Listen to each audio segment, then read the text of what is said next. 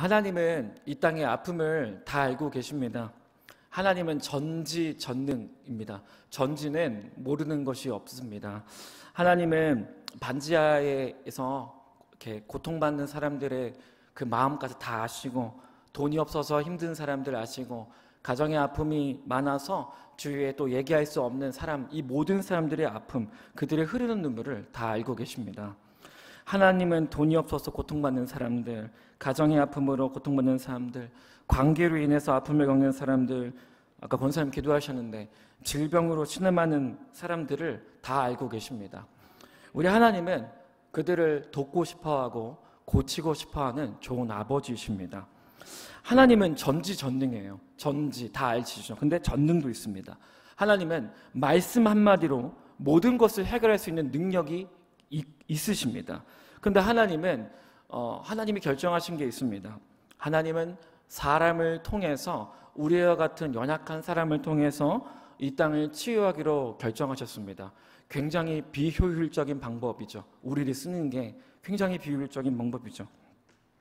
근데 말씀은 반복해서, 성경은 반복해서 하나님께서 사람을 쓰고 사람을 찾는다고 말씀하십니다. 우리 말씀을 볼까요? 이사야 59장 15절 16절인데 제가 읽을게요.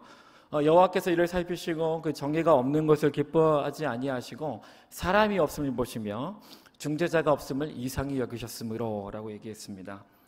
이 말씀을 보면 하나님께서 이 땅에 정의가 없는 것을 보셨습니다. 그리고 누구를 찾으시나요? 사람이 없음을 보셨다고 했습니다. 하나님은 이 땅을 고치고 싶어 하시는데 사람을 통해서 고치길 원하셨습니다. 그런데 사람이 없는 거예요. 그분의 마음에 드는 사람이 없는 것입니다. 그분의 도구인 사람이 없습니다. 그래서 하나님께서 한탄하시죠. 사람이 없다라고 얘기를 하시죠. 요한복음 4장 23절입니다. 제가 읽을게요. 아버지께서는 자기에게 이렇게 예배하는 자들을 찾으시느니라. 하나님은 사람을 찾습니다. 예배하는 자를 찾으시고 그분의 도구로서 쓰이기 합당한 사람을 찾으신다는 겁니다. 첫 번째는 하나님은 사람을 찾으십니다. 하나님은 사람을 써요. 우리를 씁니다. 하나님은 지금도 하나님의 사람들을 찾아다니십니다. 그리고 하나님의 사람들을 통해 이 땅의 아픔을 치유하시고 사람들의 눈물을 닦아주시는 것이에요. 우리 옆 사람과 인사하겠습니다. 당신이 하나님이 찾으시는 사람입니다 하고 인사할까요? 네. 여러분, 우리 모두가 하나님께 쓰임받는 사람이 되기를 믿음으로 축복합니다. 오늘 우리가 읽었던 마태복음 1장에는 하나님이 찾으신 사람이 나와요. 바로 예수님의 인간 아버지였던 요셉입니다. 여러분, 하나님이 그 예수님의 아버지였던, 그리고 어머니였던 요셉과 마리아를요, 여러분, 이스라엘 지방에서 아무나 선택하신 게 아니에요. 이들이 자격이 됐기 때문에 예수님의 인간 아버지와 어머니로 선택이 된 겁니다. 아무나 세우시지 않았습니다. 하나님은 그 하나님의 아들을, 인간 아버지, 양육하기에 합당한 사람을 찾고 계셨습니다. 근데 요셉을 딱 보니까 요셉이 합당한 사람이었던 거예요. 요한복음 1장 19절입니다. 우리 한번 이 말씀 같이 읽을게요. 시작. 여러분, 하나님은 마리아의 남편이자 예수님의 아버지였던 요셉을 가리켜서 뭐라고 말씀하십니까? 우리 같이 따라하겠습니다. 의로운 사람, 즉 의인이죠. 요셉은 의인이었습니다. 하나님 보시기에 의인이었어요. 그리고 의로운 사람이었습니다.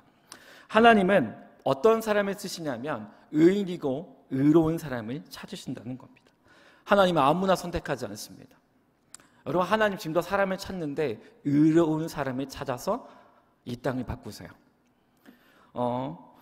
하나님은 지금도 의로운 사람을 찾고 계십니다. 지금도 2022년 이 여수 땅에서 하나님은 의로운 사람을 찾고 계십니다. 그리고 그 의로운 사람을 통해서 하나님이 이 땅에 사람들의 아픔과 눈물을 치유하기로 하시는 것이에요. 여러분, 성경은 반복적으로 하나님께서 의인을 찾는다고 말씀합니다. 말씀 두 구절을 보도록 하겠습니다. 제가 읽을게요. 힘드니까 두 번째 문단부터 읽겠습니다. 내가 만일 소돔 성읍 가운데에서 의인 50명을 찾으면 그들을 위하여 온 지역을 용서하리라. 다음 말씀입니다. 네, 그런즉 한 범죄로 많은 사람이 정죄에 이른 것 같이 한 의로운 행위로 말미암아 많은 사람이 의롭다 하심을 받아 생명에 이르렀느니라. 여러분, 하나님은 의인을 찾습니다. 그 의인을 통해서 이 땅을 바꾸고 이 땅의 아픔을 고치시는 것입니다. 여러분, 그러면 이 의로운 사람, 우리가 얘기하잖아요. 너 의롭다. 예수님의 의인이었다고 하는데 이 의롭다는 뜻이 무엇인지 말씀을 살펴보도록 하겠습니다. 마태복음 1장 18, 19절인데 이거는 같이 읽겠습니다. 시작.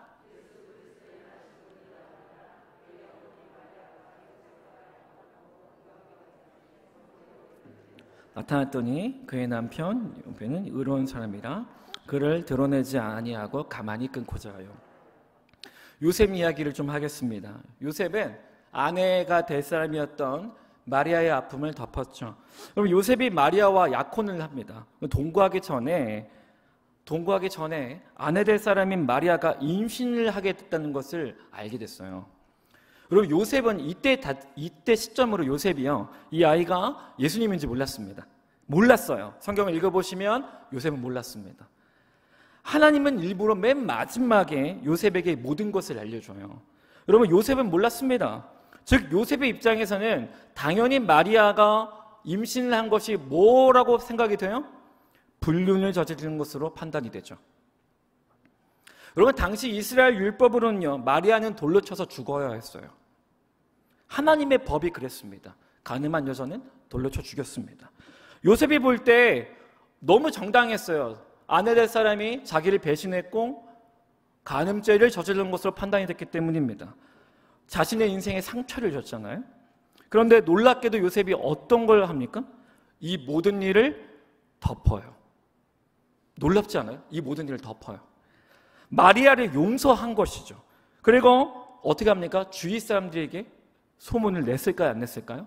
내지 않습니다. 아무한테도, 자기 부모한테도 얘기하지 않습니다. 친구한테도 얘기하지 않습니다. 자기 그 회당에 있던 목사님 역할을 했던 서기관이나 바리새인들이나 아무한테도 이 얘기를 오픈하지 않습니다. 마리아의 목숨을 살리기 위해서 조용히 덮었어요. 이 모든 행동을 보신 하나님께서 요셉을 가리켜서 뭐라고 합니까? 의롭다라고 하셨고 내가 찾던 사람이라고 평가하신 것이에요. 그럼 의로움이 무엇일까요? 자, 제가 할게요. 여러분, 의로움의 특징 첫 번째 뭐냐면, 의롭다는 것은 첫 번째로 타인의 죄와 연약함을 덮어주는 것을 뜻합니다. 이게 의롭다는 것이에요. 하나님이 요셉을 보고 너무나 기뻐하신 거예요. 의롭다. 내가 찾던 사람이고 내가 찾던 그릇이라고 한 겁니다. 여러분, 의로움은 무엇입니까? 상대방의 명확한 죄를 덮어주는 거예요. 여기서 우리가 알 게 뭐냐면 요셉 입장에서는 마리아의 죄가 명확한 죄악이었어요. 근데 그 죄를 덮어주는 것을 뭐라고 합니까? 하나님이 의롭다라고 칭하십니다. 요셉이 이미 불륜으로 예상되는 죄악을 덮었어요. 이게 놀라운 거예요. 우리 시점에서는 드러내야 되잖아요. 근데 하나님의 관점에서는 뭐냐면 덮는 것을 보고 뭐라고 하시냐면 의롭다라고 하셨어요. 여러분, 하나님은요, 우리가요 마땅히 여기는 죄악까지 덮기를 원합니다. 아니, 다른 사람의 명백한 죄를 드러내고 잡아주지 말라니 너무한 거 아니? 이거 좀 이상한 거 아닌가? 물론 하나님은요, 우리가 다른 사람의 죄를 드러내고 잡아주기를 원하십니다. 하지만 대부분은 덮어주는 걸 원하세요. 왜 그럴까요? 왜냐하면 입장을 바꿔놓으면 이게 너무 쉽게 이해가 됩니다. 하나님이 우리를 어떻게 하시는지 보면 됩니다. 그리고 하나님은 의로운 분이십니다. 믿으십니까? 하나님은 전 우주를 거쳐 가장 의로운 분이세요. 그런데 하나님이 어떻게 합니까? 하나님이 우리의 죄를 덮어주죠. 저는 가끔씩 놀랄 때가 있습니다. 여러분들도 경험하실지 모르겠는데 제가 혼자 기도하는 시간 때 가끔씩 하나님께서 저의 죄악을 끄집어낼 때가 있는데 일주일 전에 지었던 죄가 아니라 10년 전에 지었던 죄까지 끄집어낼 때가 있습니다. 중학교 때 지었던 죄요, 어렸을 때 지었던 죄가 그거를 제가 생각나게 되는 거예요. 그럼 제가 이걸 왜 생각났을까? 근데 너무 찔리는 거죠. 근데 제가 회개를 하면서 얘기합니다. 왜 지금 이게 세월이 많이 흘렀는데 이걸 왜 깨닫게 하셨지? 이걸 왜 회개하기 원하실까? 그럼 하나님이 감동을 주시는 건 뭐냐면, 그때는 네가 죄인지 몰랐지만 지금은 네가 이것을 죄라고 여기기 때문에 내가 깨닫게 한다라고 하시는 거죠. 그때 제가 좀 소름이 돋았던 게 뭐냐면, 하나님이 내 죄를 다 아시는구나. 그런데 다 들춰내지는 않는구나를 깨달았어요. 여러분, 10년 전 죄악까지도 기억하십니다. 하나님은 모르는 게 없어요. 우리가 지은 죄, 마음으로 지은 죄 전부 기억하세요, 하나님은. 근데 어떻게 합니까? 정말 무서운 게 뭐예요? 하나님이 우리의 죄를 덮어요. 안 덜쳐요. 여러분, 그렇지 않아요? 하나님의 마음만 먹으면요, 우리 죽어요. 다 끄집어내잖아요? 우리 죽습니다. 일상생활을 못하는 것이죠. 하나님이요, 우리의 죄를 지적하실 때가 있어요. 그래서 생각해 보세요.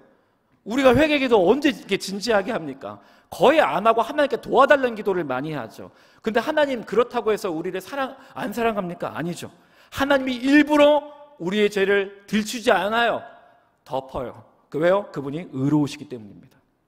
하나님 진짜 의로우세요. 우리의 죄를 덮어요. 계속 덮어요.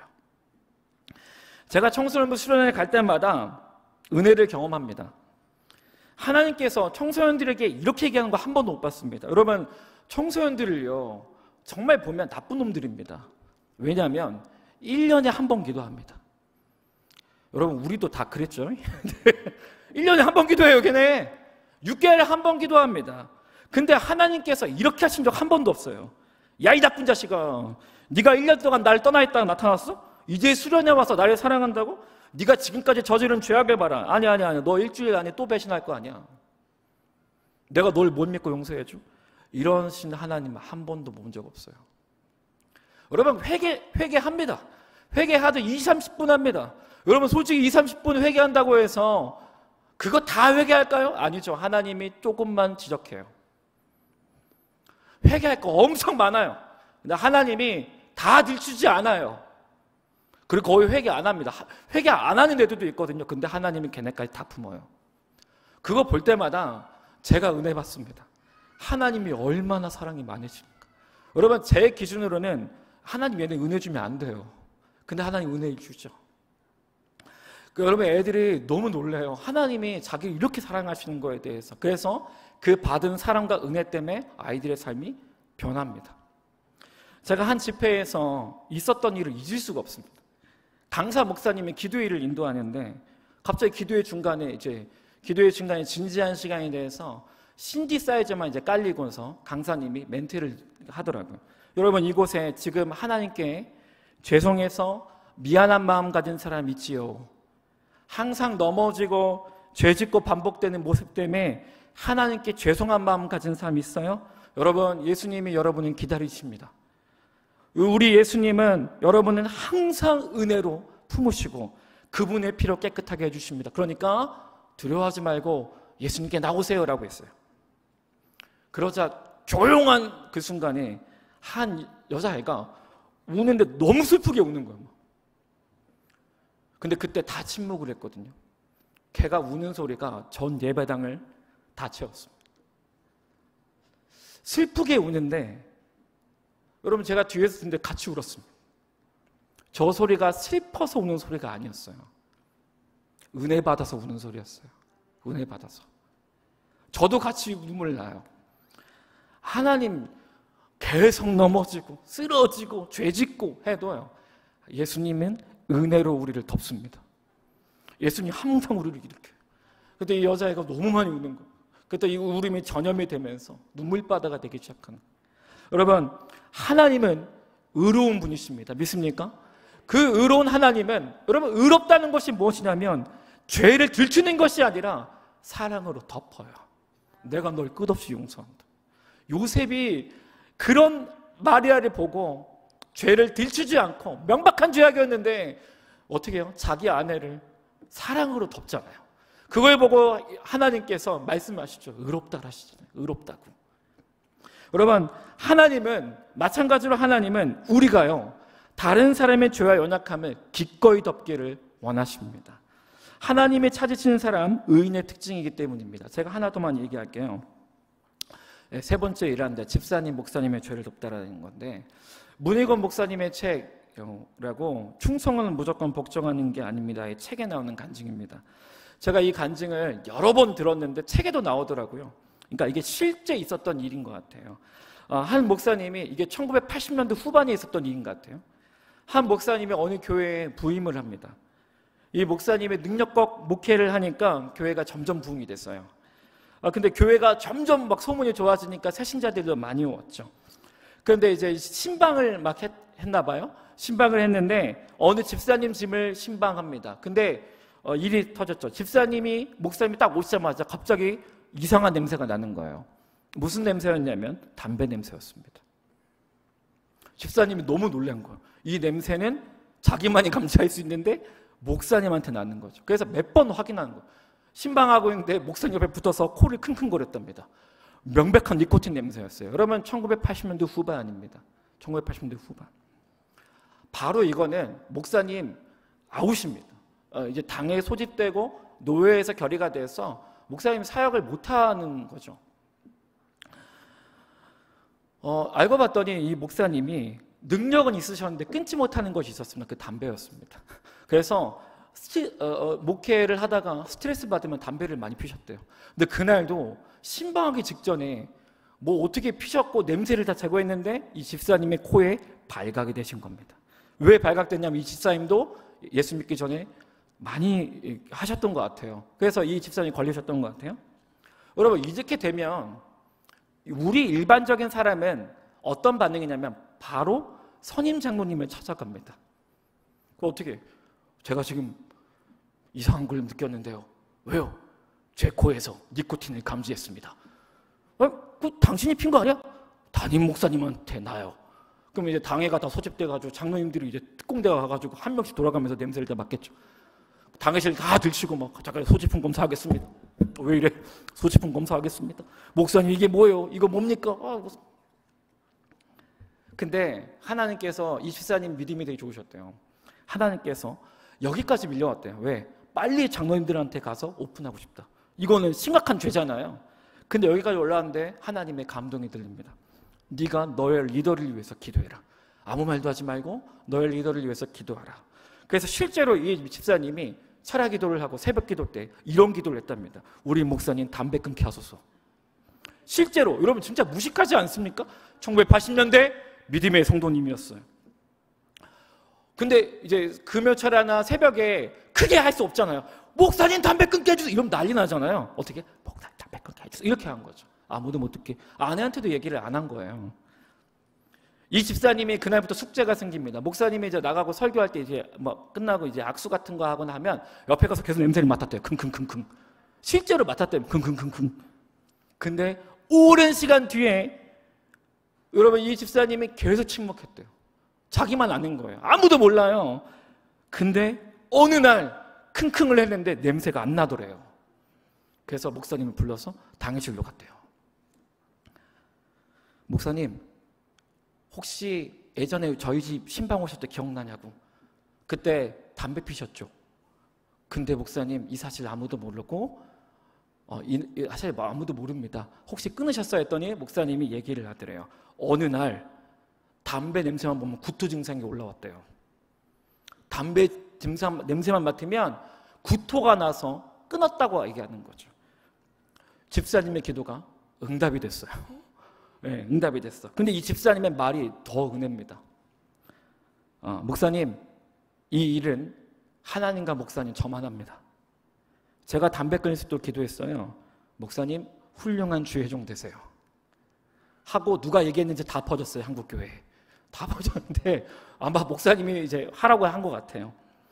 여러분, 제가 이 목사님이었으면 울었을 것 같습니다. 고맙다고. 여러분, 얘기 안 한 것도 고맙고 덮어준 것도 고마운데 집사님의 기도 때문에 자기가 변화가 일어났잖아요. 여러분, 이 집사님의 모습에서 누가 보일까요? 우리 예수님 보이지 않으세요? 우리 예수님 보이죠? 성경은 이렇게 이야기합니다. 베드로전서 4장 8절 우리 같이 읽습니다. 시작. 사랑은 허다한 죄를 덮느니라. 여러분, 사랑은 죄를 덮습니다. 들춰내지 않아요. 그리고 여러분 덮으니까 어떤 일이 일어납니까? 죄인이 변화가 일어납니다. 여러분, 우리가 들춰내고 지적질하면 사람이 변하나요? 거의 변하지 않습니다. 사람이 변하는 건 뭐예요? 덮어주고 잘못을 감싸주고 모른 척하고 변할 때까지 기다려줄 때 죄인이 변하게 되어 있습니다. 여러분, 우리 예수님이 우리에게 그렇게 하십니다. 할렐루야. 여러분, 사랑하는 여러분, 아내와 남편, 자녀 볼 때마다 단점이 막 나오고 막 악한 것이 보일 때 여러분 들춰내고 싶고 막 하고 싶죠. 여러분 들춰내고 싶을 때도 있지만 대부분 참으시고 덮으세요. 그러면 변화가 일어날 줄 믿습니다. 여러분, 끊임없이 용서해 주시고 그 사람을 위해서 기도해 주십시오. 그 사람이 하나님의 은혜로 말미암아 변화받는 일이 있을 줄 믿습니다. 할렐루야. 하나님은 의로운 사람을 찾으십니다. 그 의로운 사람이 여러분이 되기를 믿음을 축복합니다. 할렐루야. 자, 우리 세 번째입니다. 의인, 의로움의 특징 두 번째입니다. 우리 1번을 한번 같이 읽어볼까요? 시작. 타인의 죄와 허물을 조용히 험담하지 않음입니다. 여러분, 의로움의 두 번째, 의인의 두 번째 특징은 뭐냐면 험담하지 않습니다. 말씀을 볼까요? 우리 한번 제가 같이 읽습니다. 시작.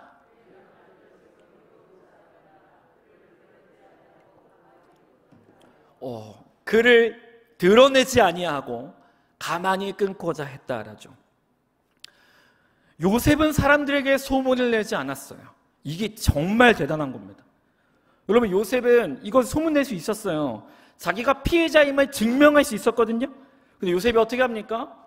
조용히 하고 아무한테도 얘기하지 않습니다. 근데 그랬더니 하나님이 이 모습을 보고 뭐라고 하세요? 의롭다고 평가하세요. 의롭다. 내가 찾던 그릇이라고 하시죠. 함께 있습니다. 시작. 두루다니며 한담하는 자는 남의 비밀을 누설하나 마음이 신실한 자는 그런 것을 숨기느니라. 여러분, 하나님이 찾는 삶이 뭡니까? 말로 막 다른 사람의 아픔과 상처를 들춰내는 사람을 하나님 쓰지 않습니다. 하나님이 쓰는 사람은 입이 무거운 사람이에요. 하나님은 다른 사람을 평가하고 비난하는 사람을 쓰지 않습니다. 하나님이 찾으시는 사람은 뭐예요? 입이 무거운 사람이죠. 입이 무겁다고 해서 아예 말을 하지 않는 게 아닙니다. 어떤 걸까요? 말은 하되 다른 사람의 단점과 약점과 그 사람의 죄를 명확한 죄예요. 명확한 죄를 함부로 말하지 않는 것입니다. 여러분, 요셉은 마리아에 대한 소문, 악평을 내지 않았어요. 조용히 하고 드러내지 않고 조용히 지나가기를 원했습니다. 하나님 이걸 보고 굉장히 흐뭇해하셨어요. 하나님 말씀하시죠. 의인이다. 내가 찾던 사람이다라고 말씀하십니다. 가끔 청소년부 교사를 하다 보면 교사가 아니죠. 예. 가끔씩 청소년부를 하다 보면 선생님들 댁에 은혜 받을 때가 있습니다. 언제인 줄 아세요? 여러분, 청소년부 아이들의 가정사가 다 있죠. 그리고 그 아이들 중에 사춘기가 세게 와가지고 선생님들한테 해코지하거나 좀 버릇없이 구는 애들이 있어요. 쥐어받고 싶을 때가 있어요. 너무 예의가 없을 때가 있죠. 근데 이것을 딱 알게 되면 제가 사역자다 보니까 어쩌다 보니까 이 아이의 실수와 명백한 실수, 선생님한테 하지 말아야 할 일을 했거나 아니면 가정에 아픔이 있거나 이것을 제가 알 때가 있습니다. 근데 이때 제가 좀 충격받을 때가 있어요. 다른 교사들이 아무도 몰라요. 이 애의 아픔과 가정사와 실수를 다른 교사들이 몰라요. 그럼 제가 생각하죠. 이걸 왜 다 모르지? 알고 봤더니 담당 교사가 아무한테도 얘기를 안 했어요. 이 사실을 누가 압니까? 물어보면 이래요. 담당 교육자와 자신만 안 돼요. 왜 그랬어요? 이 사실을 다 퍼져나가게 되면 그 아이가 선입견이 들고 아픔이 될까봐 침묵했어요 라고 했습니다. 제가 이것을 한 번 경험한 게 아니라 여러 번 경험합니다. 그러니까 나중엔 가다 보니까 큰 은혜를 받더라고요. 두루다니며 험담하지 않는 사람들. 여러분, 저는 이런 교사들이 영광교회에 많은 것 같아서 은혜를 받습니다. 여러분, 영광교회 다음 세대는 소망이 있습니다. 사랑하는 여러분, 우리는 입을 조심해야 합니다. 하나님은 우리가 입으로 다른 사람의 아픔과 죄를 함부로 발설하기를 원치 않아요. 그리스도인들은 입이 무거워야 합니다. 그게 의로운 것이에요. 다른 사람의 실수와 아픔을 이야기하지 않고 덮기 시작할 때 하나님께서 부으신 특별한 은혜가 있습니다. 뭘까요? 2번을 제가 읽어볼게요. 험담하지 않으며 용납하는 의인을 통해 치유가 일어납니다. 할렐루야. 치유를 허락합니다. 그러면 내 앞에 있는 사람이, 내가 대화하는 내 앞에 사람이요, 대화하는 내 앞에 사람이 험담을 하지 않는 사람이며 입이 무거운 사람이며 사랑이 많은 사람이다 라고 간주가 되면, 판단이 되면 내가 하는 행동이 있어요. 뭘까요? 그 사람 앞에 내 마음을 다 열어요. 그 사람 앞에 열어요. 근데 내 앞에 있는 사람이 입이 무겁지 않고 다 얘기하고 다니고 사랑이 없는 사람이면 그 사람 앞에 제 마음 열까요? 안 열죠. 어떻게 열어요? 열었다가 내가 무슨 상처를 받아요? 그리고 우리는 어떤 사람 앞에 내 마음을, 내 상처를 오픈합니까? 험담하지 않고 사랑 많고 덮어주는 사람 앞에 우리의 마음을 열기 시작하죠. 놀라운 게 뭐냐면 내 마음에 상처가 딱 나왔을 때 그것을 용납받고 공감해주면 내 안에 치유가 일어납니다. 근데 우리는 아픔을 함부로 드러내지 않아요. 내 아픔을 함부로 나왔다가 다른 사람 입방아에 들고 하는 그 두려움이 있기 때문입니다. 여러분, 하나님이 이 시대에 찾는 사람이 있습니다. 여러분, 이 시대에 현대인들이 우울증 진짜 많습니다. 진짜 많습니다.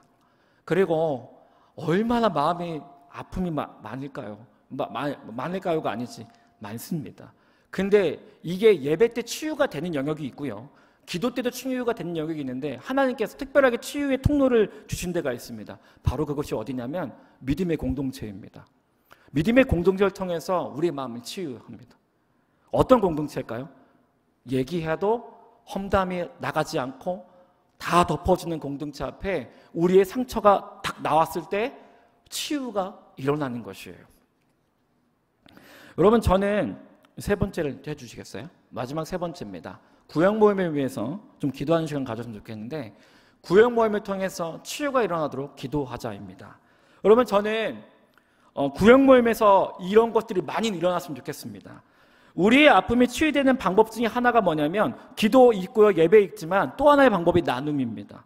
특히 나의 아픔을 이야기했을 때 그대로 들어주고 용납해주고 발설하지 않으면 치유가 저절로 일어나게 됩니다. 여러분, 제가 많이 통로로 좋은 얘기를 많이 듣습니다. 영광교회 구역이 너무 은혜롭다는 얘기를 많이 듣습니다. 그리고 담임 목사님의 구역장들이 너무 좋으신 분이라고 칭찬을 많이 하십니다. 제가 여러분 죄송합니다. 제가 집에서 하는 구역을 제가 본 적은 없어요. 가서 볼 수가 없잖아요. 근데 우리 교회에서 구역 모임이 여러 번 일어나면 가서 볼 때마다 그 자리에 끼고 싶습니다. 왜냐하면 말이 얼마나 많은지 대화가 끊이지가 않아요. 근데 보면 재밌는 게 뭐냐면 울면서 얘기를 해요. 울면서. 왜 그럴까요? 속에 있는 얘기 다 해요. 그러면서 울어요. 왜 그럴까요? 나의 수치와 아픔을 얘기해도 여기는 험담하는 곳이 아니라 덮어주고 감싸주는 공동체이기 때문에 사람들이 마음을 다 열기 시작해요. 볼 때마다 참 좋더라고요. 그래서 구역장님들 너무 지금 잘하고 계시구나 생각이 됩니다. 그러면 저는 더욱더 구역 모임, 영광교회 구역 모임을 통해서 치유의 역사가 일어나기를 믿음을 축복합니다. 지금도 잘하고 계신데 더욱더 치유가 일어나는 공동체가 되기를, 구역 모임이 되기를 믿음을 축복합니다. 그냥 들어주십시오. 그리고 아예 얘기하세요. 오늘 들은 거는 천국 가는 그날까지 우리 얘기하지 맙시다. 공감해 주시고 아픔을 함께 나누고 그냥 그것만 해도 하나님이 그 구역 모임과 공동체에 치유의 은혜를 부읍니다. 우리의 마음이 상처받았던, 세상에선 얘기할 수 없었던 그 아픔이 구역 모임에서 치유가 일어나는 것입니다. 여러분, 오늘부터 영광교회 구역 모임을 통해서 수많은 사람들의 아픔이 치유되길 믿음으로 축복합니다. 이제 결론입니다. 하나님의 의인을 찾습니다. 그 의인은 어떤 의인입니까? 요셉과 같은 사람이며 다른 사람의 죄를 들추기보다는 덮어주고 조용히 감싸주고 험담하지 않고 들어주고 공감하는 사람입니다. 오늘 그 사람이 하나님의 찾으시는 의인이 여러분이 되기를 믿음으로 축복합니다. 할렐루야. 또한 우리 영광교회에 많은 우리 구역이 있는데 구역 모임에 사랑이 넘치기를 믿음으로 축복합니다. 할렐루야.